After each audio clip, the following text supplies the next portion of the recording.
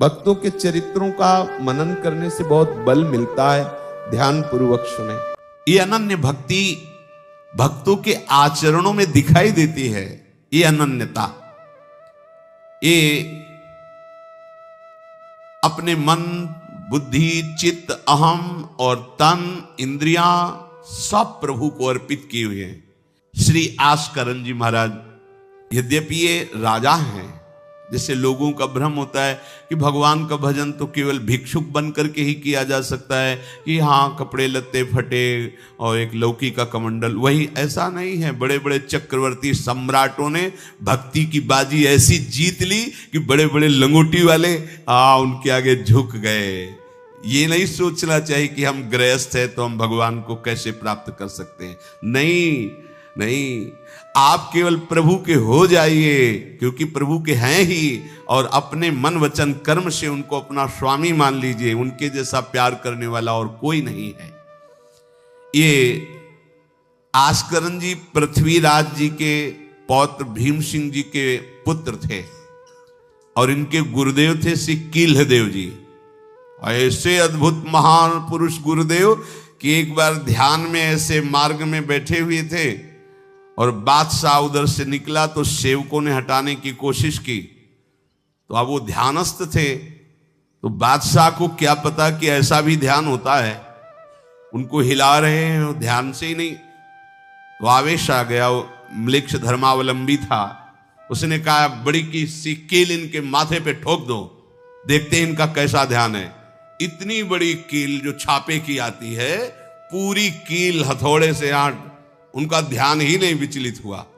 कील्हदेव जी के मस्तक पर पूरी कील, क्योंकि शरीर में है ही नहीं, प्रभु में है। ऐसे गुरुदेव के शिष्य श्री आस्करण जी महाराज, और इनके ठाकुर का नाम श्री राधा मोहन जी। ये आठों पहर अपने ठाकुर जी की सेवा में रहते थे। सेवा धर्म बड़ा अमोघ है, इसीलिए सब सेवा धर्म का निर्वाह नहीं कर पाते। माला घुमा लेना, थोड़ा पाठ कर लेना हो सकता है सबसे, लेकिन श्री जी की सेवा, ठाकुर जी की सेवा, ये बड़ा समर्पण का भाव इसमें चाहिए। चाहे जितना शरीर बीमार हो या कष्ट हो, अगर हमारी जीने की सामर्थ्य, चलने की सामर्थ्य, तो हम अपनी ठाकुर सेवा के बिना नहीं रह सकते। चाहे बुखार हो, चाहे कष्ट हो, कुछ भी, निष्ठा, चमत्कार प्रकट हो जाता है सेवा से। न काम कर्म बीजानाम यस्य चेतस संभव वासुदेवैक निलय सा वै भागवतोत्तमः। जब ठाकुर सेवा में हमारी रति होने लगती तो स्वयं भोग की इच्छा अपने आप शांत हो जाती है। आज ये बनाए, ठाकुर जी को भोग लगाए, आज ऐसा इत्र, आज ऐसी पोशाक, आज ऐसी पत्रावली करेंगे। आज वो प्रभु के विषय में जब सोच प्रारंभ हो जाती तो देहाभिमान गलित हो जाता है और भगवत भक्ति का उदय हो जाता है। मनुष्यों में श्रेष्ठ मनुष्य आस्करण जी को कहा गया, क्योंकि श्रेष्ठ वही है जो श्री भगवान के चरणों का भजन और सेवन करता है। सेवन, सेवा, नाम जप करते हुए ठाकुर जी की सेवा में तन मन प्राणों को जो समर्पित किए हुए है, उसको जो लाभ मिलता है बड़ी बड़ी साधनाओं से भी नहीं मिलता है। बहुलाश्व राजा विदेहराज जनकपुरी के राजा थे। इनका यह था कि प्रातःकालीन स्नान करके मंगला में प्रवेश हो जाते और 2 बजे तक पूरी सेवा करके मध्याह्न शयन कराने के बाद ही ये निकलते थे। ऋषियों के आगमन इनके यहां प्रायः होते रहते थे। वहां बताया कि तुम जिन ठाकुर जी की सेवा करते हो मूर्तिमान रूप हो करके द्वारिका में विराजमान है। हमारी प्रार्थना है कि एक बार साक्षात दर्शन करो जाकर के। राजा बहुलाश्व ने, वहीं एक श्रुतदेव ब्राह्मण भी वैसे ही भजन में लगे रहते थे, बड़े अकिंचन थे। बहुलाश्व ने सारथी को आज्ञा की, रथ तैयार करो, हम सेवा में जा रहे हैं, ठाकुर सेवा करके आएंगे, फिर चलेंगे द्वारिकाधीश के दर्शन करने। उस समय भगवान विराजमान थे। सेवा में जाते, मंगला से प्रारंभ करते। वो क्रम ऐसा था कि 2 बजे ठाकुर जी को मध्याह्न में जब शयन कराते, बाहर निकलते तो समय पूरा हो जाता। वर्षों रोज रथ तैयार होता, लेकिन सेवा से तो फिर क्या हुआ, उधर रथ की तैयारी की ठाकुर जी ने, दारुक को आदेश किया रथ तैयार करो। किस बात के लिए? बहुलाश्व के दर्शन करने हम जा रहे हैं, सेवा का फल। और साथ में कौन था? श्री सुखदेव जी, सनकादि बड़े बड़े महापुरुषों को साथ लेकर भगवान स्वयं विदेह नगरी में आए और साक्षात दर्शन और सेवा प्रदान की। सेवा बहुत कठिन वस्तु है। सेवा भगवान की जिसने पधराली, प्रियाजू की पधराली सेवा कर रहा है, आप समझो श्री जी के निकुंज में हो, संशय मत करना, सीधे आपको श्री जी अपनी सेवा में लेंगे यदि सेवा विराजमान। देखो साधना का फल होता है, सेवा का फल नहीं होता। सेवा का सीधा फल होता है स्वामी के समीप नित्य सेवा में पहुंच जाना। आज तक हमें कहीं ऐसा प्रमाण नहीं मिला कि श्री जी की सेवा करने वाले की गति में अंतर हुआ हो। कहीं भी ऐसा, साधना से भ्रष्ट होते तो देखा गया, लेकिन श्री जी की परिचर्या करने वाला श्री जी को प्राप्त नहीं हुआ, ऐसा हमें अभी तक प्रमाण नहीं मिला। ये श्री राधा मोहन जी के आराध्य देव थे, आस्करन जी के, और ये सेवा में मगन रहते। देखो जब आप ठाकुर सेवा, जैसे आपको कि अब हम सेवा में रहेंगे तो हमारा काम कौन करेगा, तो पूरी सृष्टि तुम्हारे काम से चल रही है, तुम्हारे चलाए चल रही। अरे कुछ समय, घड़ी दो घड़ी तुम ऐसी निकालो जिससे एकांत चित्त से आनंद पूर्वक अपने लाडले ठाकुर को दुलार कर सको। उनको श्रृंगार करो, भोग लगाओ, आरती करो, 4 परिक्रमा करो, साष्टांग दंडवत करो। जीवन का परम लाभ है ये। पर नहीं, आप खाएंगे हलवा, गरम गरम पकौड़ी, चाय, और ठाकुर जी के सामने वो सफेद वाले दाना नहीं आते, चिरौरी रख दो अरे भाई तुम क्या कर रहे हो, चोरी कर रहे हो तुम। घर में ठाकुर विराजमान, घर के मालिक विराजमान है, हमें जल्दी ऑफिस जाना है, गरम गरम परेठा ये वो सब, और ठाकुर जी के सामने। हम तो देखते हैं जैसे कोई ठाकुर जी के दर्शन कराने के लिए लाता है तो 4 टाफी, वो भी प्लास्टिक से लिपटी हुई, मतलब देख केवल ले, खा भी नहीं सकते हो क्योंकि प्लास्टिक लगी हुई, ऊपर कवर एकदम ऐसे रखे हुए हैं। वो बोले हमारे लड्डू गोपाल हैं। जब गोपाल हैं तो टॉफी खोल पाएंगे क्या? अगर आपको टॉफी पवाली है तो आप खोल करके सुंदर एक कटोरी में रख करके थे, ऐसे 4 दाने चिरौरी रख दिए, कटे हुए मिश्री के टुकड़े रख दिए। अरे अनंत ब्रह्मांडों का भरण पोषण करने वाला तुम्हारी चिरौरी के लिए मर रहा है। हाँ, अगर तुम्हारे पास केवल चिरौरी ही है तो वो तृप्त हो जाएगा। तुम खाओ हलवा, उसको रखो, चिरौरी तुम पहनो, एक से एक बढ़िया कपड़ा, और ठाकुर जी के लिए अलग कपड़ा होता है दुकानों में, वो ठाकुर जी के लिए लेना है। पूजा, सत्यनारायण की पूजा की सामग्री गांव में जो परचून की दुकानें होती हैं कस्बों में, उनमें अलग होती है। बोले सुपारी देना, तो बोले पूजा के लिए, बोले हाँ, वो सड़ी सुपारी का अलग बैंक होता है, वो पूजा के लिए जाएगा। प्रभु के लिए तुम ऐसे चिरौरी रख देते हो। वो नारियल भी जिसमें पाली लो, देखो ना कथा, सत्यनारायण की कथा करनी, हमें नारियल दे दो। वो सूखा नारियल जो किसी काम में ले जाएगा वो सत्यनारायण के पास जाएगा। वो कपड़ा टून का ना पहन सकते हैं, ना ओढ़ सकते हैं, ना बिछा सकते हैं, ना पोछा लगा सकते हैं, वो ठाकुर जी के लिए बलिहारी है श्रद्धा। तो भी ठाकुर जी भी ऐसी व्यवस्था करते हैं, ना पहनने लायक ना ओढ़ने लायक, ऐसा तुम्हें नया जीवन देंगे, जरूरत ही नहीं पड़ेगी कपड़े की, घूमो वैसे ही। हाँ, जरूरत ही नहीं पड़ेगी, अन्य योनिया नहीं, कोई जरूरत नहीं है, घूमो। इसलिए सावधान। भगवत सेवा का तात्पर्य है उत्तम भोग लगाए मोर मरकट को से। स्वामी जी महाराज परम विरक्त, वैराग्य की चरम सीमा स्वामी श्री हरिदास जी, लेकिन उत्तम भोग लगाए ठाकुर जी को। उत्तम उत्तम, तुम्हारे पास जो कुछ है उसमें सबसे बढ़िया भोग बनाओ। धन्ना जी के पास बाजरा की रोटी भी पूरी नहीं थी कि भरपेट पाले, तो 1 रोटी रोज ठाकुर को रखते थे। आधी ठाकुर जी पाते थे, आधी आप पाते थे। सुदामा जी के पास कौन सा माखन मिश्री था? वो तंदुल जो पछोरने से बाहर निकलते हैं, किसी काम में नहीं, वो लेके गए थे। ठाकुर जी पाते हो कहते आज मैं तृप्त हो गया। सबरी जी के पास क्या था? क्या था? जंगली बेर, कहीं कड़ुआ कसेला ना हो, इसलिए चख के मेरे रघुनाथ जी को कहीं कसेला ना लगे। प्रभु वाह वाह करके पा रहे। विदुरानी जी ने कौन सा 56 भोग पवाया, केले के छिलके भाव दशा में डूबी हुई। देखो हमारे ठाकुर को कुछ नहीं चाहिए, भाव से समझिए। ये बिहारी जी को 4 घंटे बैठने के लिए 10-10 लाख रुपए का फूल बंगला निकले, काम थोड़ी चलाया जाता है। अरे हमारे लाडले सरकार है, अगर 4 घंटे बैठ गए 10 लाख खर्चा हो गया तो क्या, अनंत ब्रह्मांडों का सृजन करने वाला ठाकुर हमारे पास नहीं है। तो ठाकुर जी को आपका भाव चाहिए। और आप तो सो बढ़िया पलंग में, और ठाकुर जी को एक छज्जा में विराजमान किए, छज्जा में ऐसे उतर नहीं सकते, मतलब कूदे तो वैसे ऊंचे, अगरबत्ती दिखा दी चले।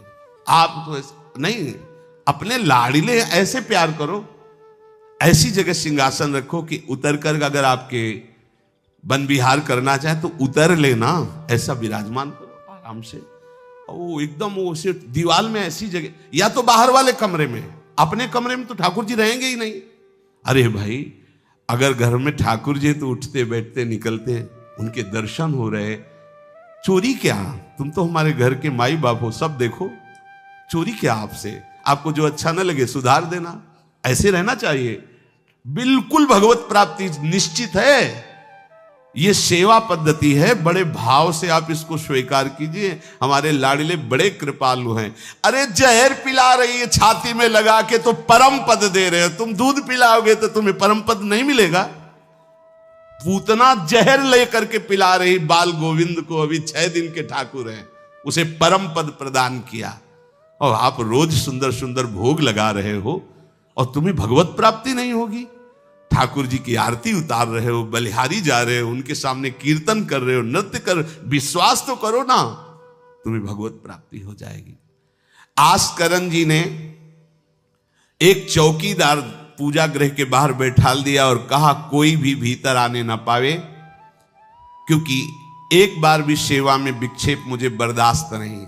तो ठीक 10 घड़ी का इन्होंने भी नियम, जो नियम लो उसका निर्वाह करो। 4 घंटे। दिल्ली का बादशाह किसी कारण से उधर आया हुआ था, उसने कहा मुझे आस्करण जी से तुरंत मिलाया जाए। पहले तो राजा लोग होते थे और बादशाह, अब जैसे मुख्यमंत्री और प्रधानमंत्री, राष्ट्रपति। तो जो मुख्यमंत्री हैं ये राजा हैं प्रदेश के, और वो संपूर्ण राज्यों का बादशाह उसे कहा जाता था। आस्करण जी को शीघ्र हमारे सामने उपस्थित किया जाए। प्रार्थना की कि महाराज असंभव, इस समय आस्करण जी महाराज अपने ठाकुर जी की सेवा में हैं और उनका आदेश है 4 घंटे कोई हमसे बात ना करे। आस्करण जी को सूचना देने के लिए बार बार सेवकों को आदेश किया, पर कोई भी सेवक बादशाह की आज्ञा पर नहीं उतरा। हम अपने राजा से ऐसा नहीं प्रार्थना कर सकते। 4 घंटे। बादशाह को बहुत कष्ट हुआ कि हमारी आज्ञा का उल्लंघन। तुरंत आदेश किया सेनापति को, बुलाओ, देखते हैं कि हमारी आज्ञा का उल्लंघन का परिणाम क्या होता है। सेनापति तुरंत उपस्थित हुआ। इस नगर के सबको दंड दिया जाए और बंदी बनाकर आस्करण को हमारे सामने लाया जाए, क्योंकि बादशाह है।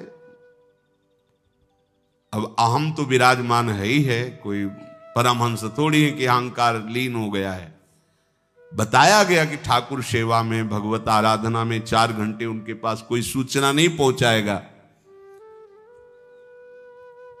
बादशाह की आज्ञा का उल्लंघन करने के कारण सब सैनिक जितने थे दब रहे थे।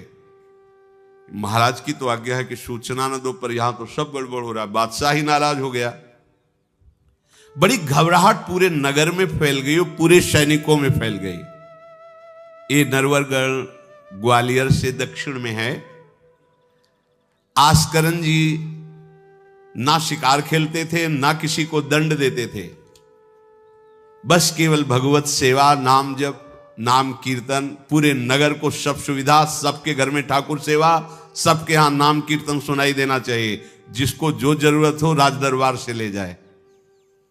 किसी को लग सकता है अगर ऐसे बढ़ता रहेगा तो राज खजाना खत्म हो जाएगा। नहीं, अज्ञान से तुम सोचते हो। एक बार पूज्य पादुड़िया बाबा के यहाँ 500 लोगों का भोजन बना।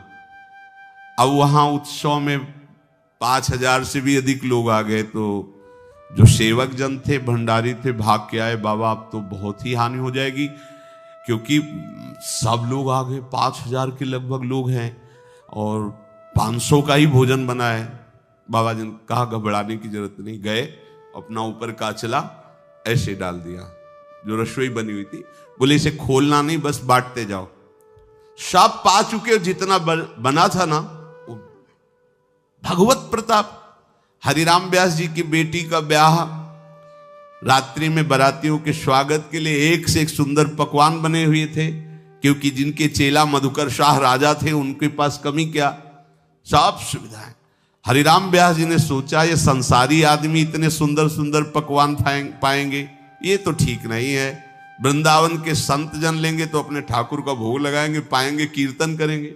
कोतवाल को बुलाया वृंदावन के और कहा सब वैष्णव जनों को कह दो कि तुरंत आ जाओ, रमनिया ले जाओ। देखो कैसी भावना है, बेटी का ब्याह है। बोले संसारी आदमी बाराती क्यों पाएंगे, अब आप हो तो कह दे अरे इज्जत चली जाएगी, बाबा जी को खवाने से क्या इज्जत है, बारातियों को खवाएंगे तो इज्जत बनेगी। ये किसकी, देहाभिमानियों की। और अपनी इज्जत क्या है, श्यामा श्याम। अगर रसिकों को पवाएंगे तो हमारी इज्जत बन जाएगी, श्यामा श्याम प्रसन्न हो जाएंगे। तो श्यामा श्याम प्रसन्न हो जाएंगे, बाराती भूखे रहेंगे, ऐसा कैसे हो सकता है, ऐसा हो ही नहीं सकता है। हरिराम व्यास जी के, अब उनके लिए तो कोई रोक नहीं, उन्हीं की बेटी का तो ब्याह है। जो भंडारे में सब जमा थे, लड्डू, गुलाब जामुन, ये वो सब भर भर के अमनिया, ले जाओ ले जाओ। अब ब्रजवासी संत जन सबको बांट दिया, पर जितना भंडारा था उतना ही भंडारा। कर तुम अकर तुम अन्यथा कर तुम सर्व समर्था सा ईश्वरा। तुम प्रभु के लिए समर्पित हो तो तुम्हारे यहां हानि कैसे हो सकती है कि हम भाई ठाकुर सेवा में समय देंगे तो हमारा काम बिगड़ जाएगा, ठाकुर जी की भोग राग की बात करेंगे तो पैसों की कमी हो जाएगी। पक्की मूढ़ता है, ये ऐसा व्यापार है ठाकुर सेवा, संत सेवा, ऐसे करो और कई गुना बढ़कर के हाथ में आ जाएगा, देख लेना। क्योंकि सब दुखों का कारण पाप है, और जब ठाकुर सेवा, संत सेवा, तो इससे पाप नष्ट होते। जे ही पाप नष्ट हुए सुख का मार्ग खुल गया, पर अज्ञानी जानता नहीं है। अब बादशाह के आदेश से हड़कंप मच गया। कही के पठाई कहो कीजिए लड़ाई, सुनी रुचि उपजाई चली पृथ्वी पति आयो है।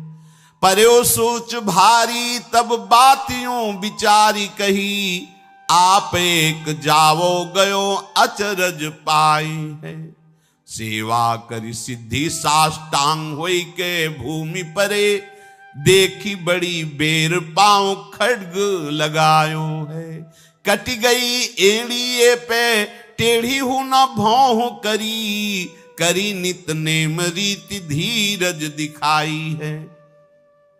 बादशाह ने कहा आखिरी हुक्म है, आस्करण को हाजिर किया जाने, संपूर्ण सेना से विध्वंस मचा देंगे, नरवर गण को पूरा नष्ट कर देंगे। जो प्रधान सेना नायक था वो हाथ जोड़ करके बादशाह से बोला कि आप समझो, हम आपके सेवक हैं, आपसे लड़ कैसे सकते हैं, आप बादशाह हो, पर मेरी प्रार्थना है आप अकेले जाकर के देख लीजिए, आस्करण जी सेवा में है, अकेले जाकर बात कर, हम सूचना नहीं दे सकते पर आपको रोक नहीं सकते, आप जाकर के बात कर लीजिए। बादशाह को लगा कि बात तो सही कि हमारे ही अनुकूल है, ये कोई वैरी तो है नहीं, चलो कोई अंगरक्षक नहीं। और स्वयं अंदर जाकर के देखा तो सारी सेवा हो चुकी थी, ठाकुर जी की साष्टांग दंडवत कर रहे थे। सत्संग में भी कहा है कि आप लोगों का जैसे शरीर स्वस्थ है तो साष्टांग दंडवत का नियम लेना चाहिए। अपनी ठाकुर सेवा करके 5, 7, 11, 21, 51, 108 अपने ठाकुर जी 4 परिक्रमा की, कहीं से भी 108 दंडवत। एकोपि कृष्ण कृतः प्रणामो दशाश्व मेधा व्रतेन तुल्यः दशाश्वमेधि पुनरेपि जन्म कृष्ण प्रणामी न पुनर्भवाए। ये भीष्म जी बोल रहे हैं। एक बार हमारे श्री कृष्ण को कोई साष्टांग दंडवत कर दे, 10 अश्वमेध यज्ञ का फल अवभृत स्नान का उसे प्राप्त होता है। पर 10 ये अश्वमेध यज्ञ करने वाला पुनर्जन्म को प्राप्त होता है, पर एक बार श्री कृष्ण को साष्टांग प्रणाम करने वाला पुनर्जन्म को प्राप्त। दशाश्वमेधि पुनरेपि जन्म कृष्ण प्रणामी न पुनर्भवाए। अपने पास तो भगवत प्राप्ति के लिए बहुत से अस्त्र हैं, केवल नियम पूर्वक प्रयोग करो, माया का प्रवाह बंद हो जाएगा। ठाकुर सेवा के बाद करना चाहिए साष्टांग दंडवत। हमने महापुरुषों को देखा है, गुरुजनों को देखा है।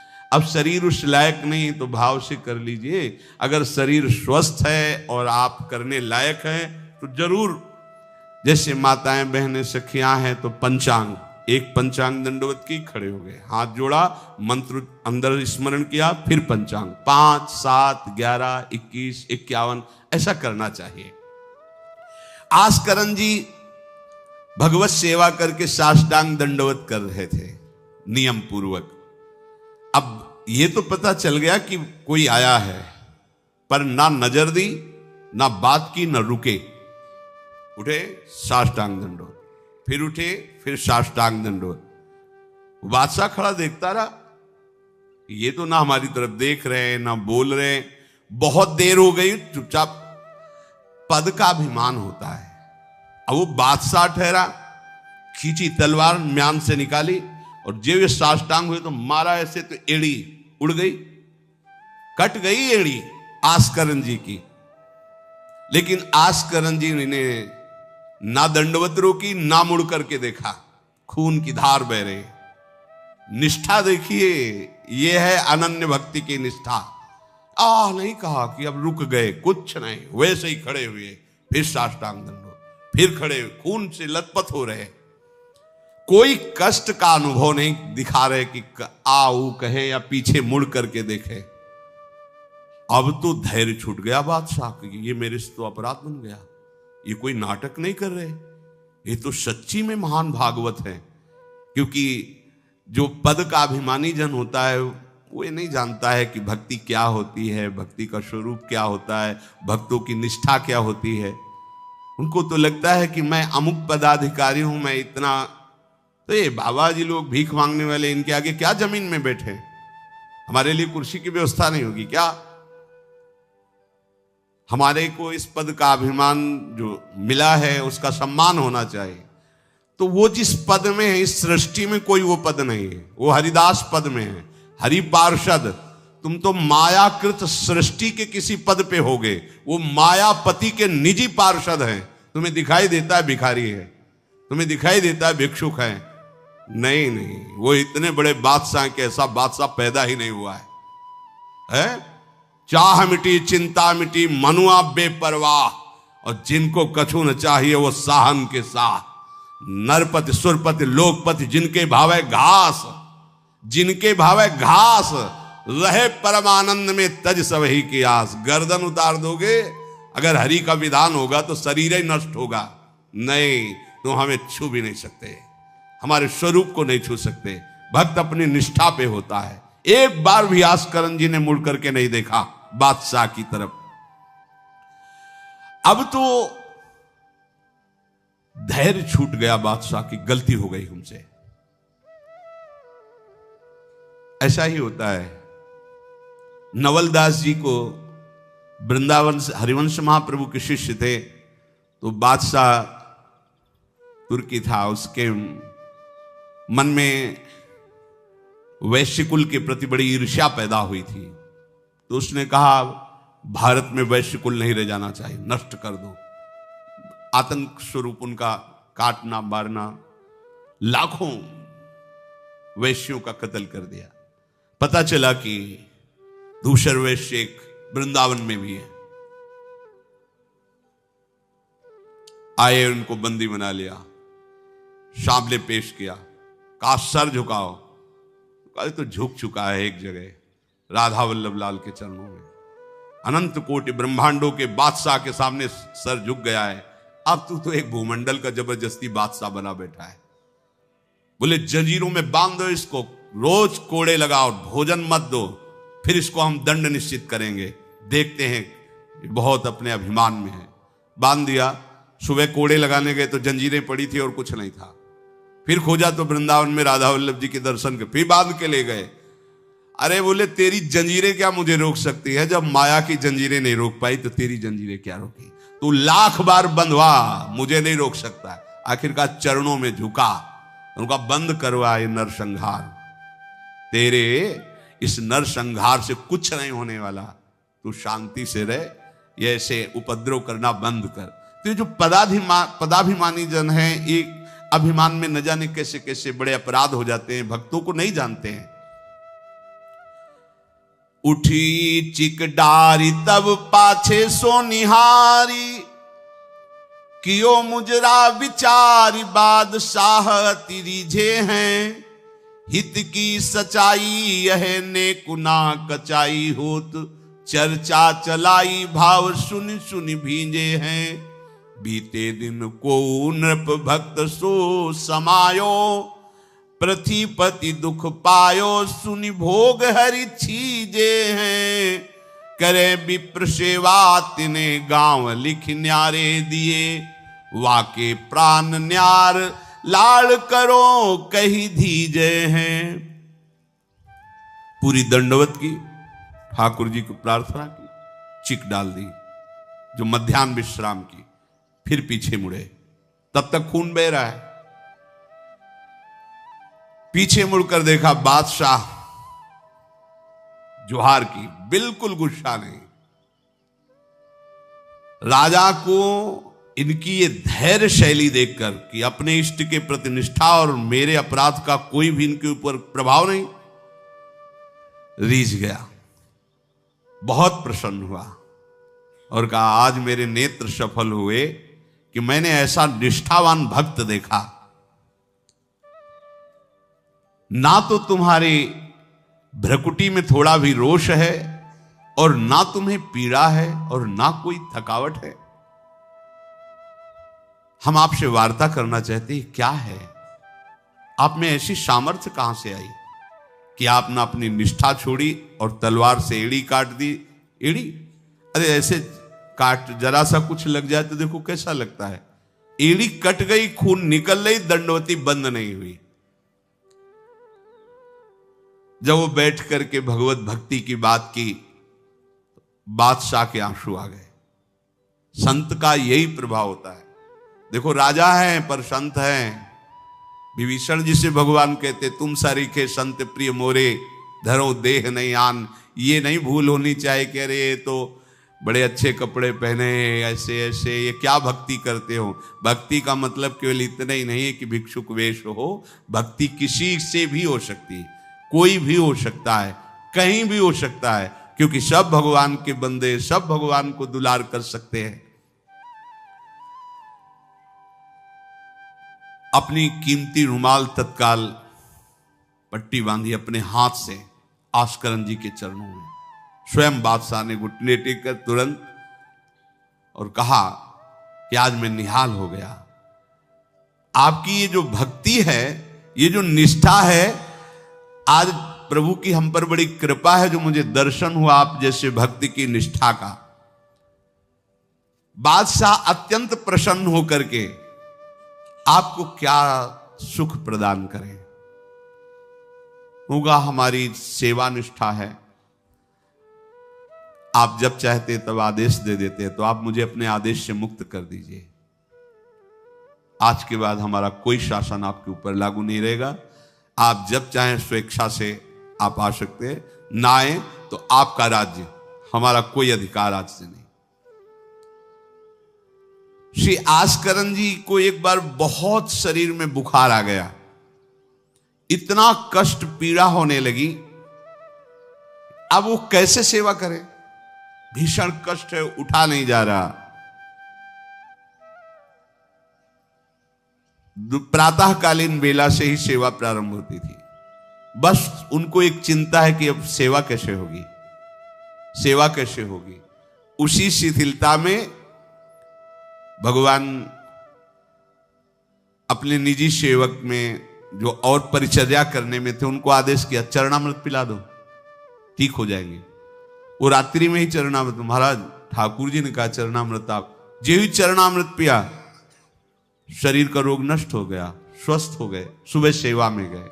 इसलिए आप लोगों से प्रार्थना करते हैं, अकाल मृत्यु हरणम सर्वव्याधि विनाशनम श्री कृष्ण पादोदकम पीत्वा पुनर्जन्म न विद्यते। मान लो भैया, एक डॉक्टर औषधि देता है, पैसे लेता है, फीस के पैसे भी लेता है, और ना फायदा करे तो भी उसी दवाइयों का तुम आश्रय लेते हो। हम कह रहे हैं कि संसार से मुक्त होने के लिए चरणामृत सिद्ध औषधि है। रोज चरणामृत ठाकुर जी का पियो, कोई पैसा नहीं लगता। बिहारी जी, राधा वल्लभ, राधा रमन, जहां चाहो, बड़े उदार ठाकुर। चरणामृत, अगर इतना चरणामृत मिला उसमें आप 1 लीटर जल मिला लीजिए, चलता रहेगा। जब कमी लगे फिर जल मिला लीजिए, चरणामृत ही रहेगा। आप वर्षों इतने चरणामृत को पी सकते हैं जल मिला मिला के। अकाल मृत्यु नहीं होगी, समस्त रोगों के नाश करने की सामर्थ्य चरणामृत में है। कोई भी व्याधि आपको परास्त नहीं कर पाएगी। और पुनर्जन्म न विद्यते, हम भगवान के धाम में चरणामृत के प्रभाव से चले जाएंगे। अब इस पर श्रद्धा कितनी है देखो, आप 10 बार वर्णन किया होगा। नियम से चरणामृत पियो, अपने ठाकुर जी का, श्री जी का चरणामृत पात्र में रख लो, 2 बार 3 बार दिन में पियो।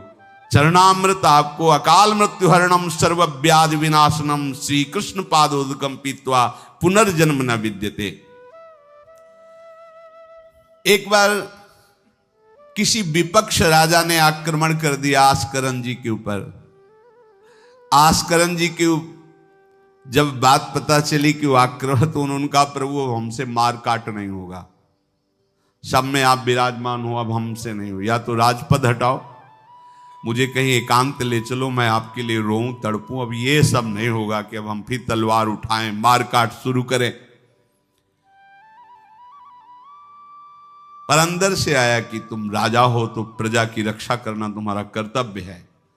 तो उन्होंने पूरी सेना सजाई, जानते हो कैसे? सब मजीरा लो और स्वयं बोले नाम कीर्तन करो, राधा वल्लभ श्री हरिवंश श्री वृंदावन श्री। कहां जा रहे? बोले युद्ध करने जा रहे हैं। ऐसे युद्ध होता है।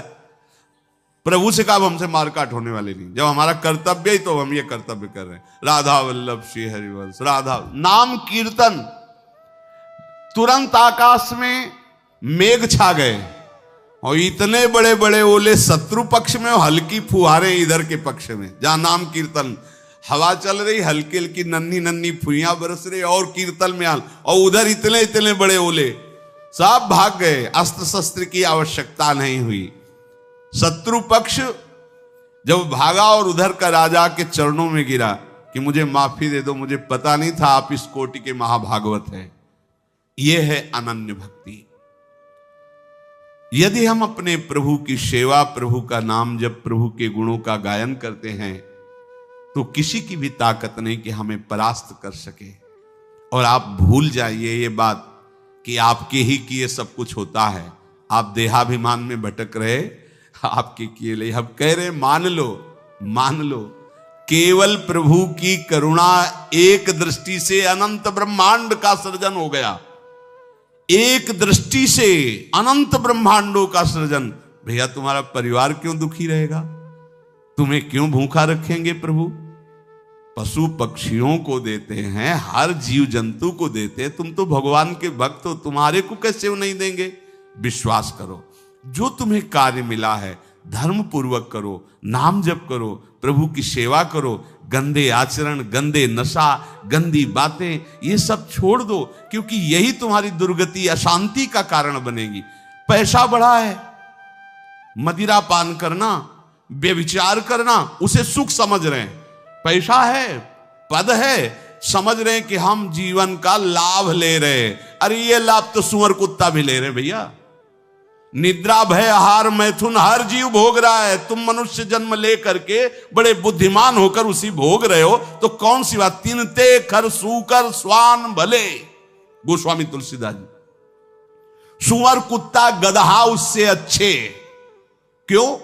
क्योंकि वो अपने कर्म भोग कर ऊपर की तरफ उठ रहे हैं, उनके पाप नष्ट हो रहे हैं। वो आप ऊपर उठकर मनुष्य जन्म कर प्राप्त करके पाप कर्म कर रहे हैं, आप नीचे अधोगति को जा रहे हैं।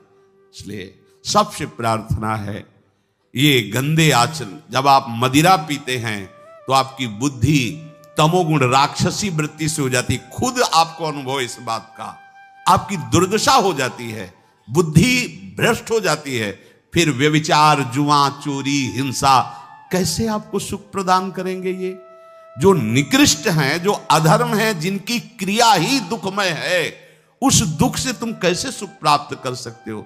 धर्म से चलो, गृहस्थ हो तो धर्म पूर्वक चलोगे तो गृहस्थी में ही भगवान तुम्हारा मंगल कर देंगे, भागने की जरूरत नहीं है। नाम जप करो, ठाकुर सेवा विराजमान करो, जो रूखा सूखा हो अपने ठाकुर को लाड लड़ाओ, अंतिम श्वास तक भगवान कृपा कर ही देंगे। हमारे जीवन का उद्देश्य भगवत प्राप्ति है।